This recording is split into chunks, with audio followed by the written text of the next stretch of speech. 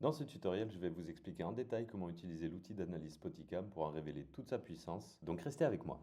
On va commencer par regarder l'interface et tout en haut à gauche, on retrouve un onglet avec le nom du rider et les informations sur la session. Juste en dessous, vous pouvez voir si le rider vous a posé une question précise par rapport à son clip. Dans le cas contraire, une analyse globale devrait être proposée au rider. Ensuite, on va cliquer sur le bouton lecture du player pour afficher la vidéo et la lire. Une fois qu'on a observé la vidéo, on regarde ce qui se passe à droite de l'écran. Vous avez une grille d'évaluation avec des curseurs à déplacer pour donner une appréciation à chaque item. On commence par évaluer la relation entre le surfeur et la vague. Ensuite, on enchaîne les interactions entre le surfeur et la planche. Parfois, la vidéo en question ne permet pas d'évaluer tous les items. C'est le cas parfois avec l'entrée en vague ou le choix de vague. Quand c'est comme ça, vous laissez le curseur sur le point d'interrogation. Vous remplissez tous les items.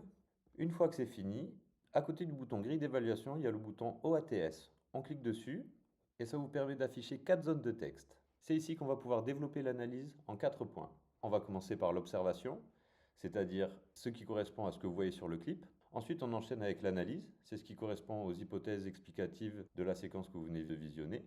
Ensuite, on enchaîne avec les transformations visées, qui, comme son nom l'indique, correspond aux transformations qu'on attend chez le rider, comme un comportement qu'on va venir modifier ou une action motrice qu'on va devoir modifier.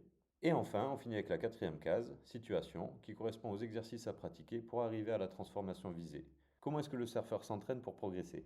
Mais c'est pas tout. Vous avez aussi la possibilité d'interagir directement sur la vidéo en venant marquer des trajectoires, des zones ou bien des directions. Pour ça, vous devez placer un pin ou un segment, puis cliquer sur le petit dessin pour faire apparaître la palette.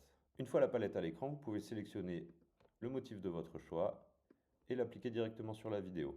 Le pin permet de marquer un moment précis, le segment, lui, permet de marquer une séquence. Une fois le pin ou le segment placé là où vous le souhaitez sur la timeline du clip, vous pouvez directement y associer une annotation écrite, mais aussi dessiner directement sur la vidéo comme je vous l'ai montré. Enfin, pour compléter votre analyse, vous disposez d'un espace pour pouvoir associer un lien externe pour illustrer votre propos, ou bien laisser un commentaire si jamais vous êtes dans le cas d'un suivi avec un surfeur pour qui vous analysez des vidéos de façon récurrente.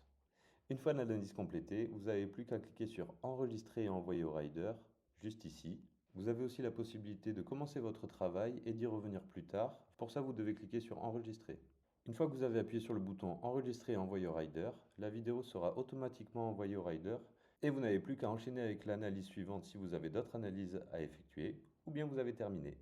On arrive à la fin de cette vidéo. Si vous voulez découvrir comment paramétrer votre profil en tant que coach, on vous a fait une vidéo qui vous explique en détail comment ça se passe, donc allez la regarder, le lien est dans la description.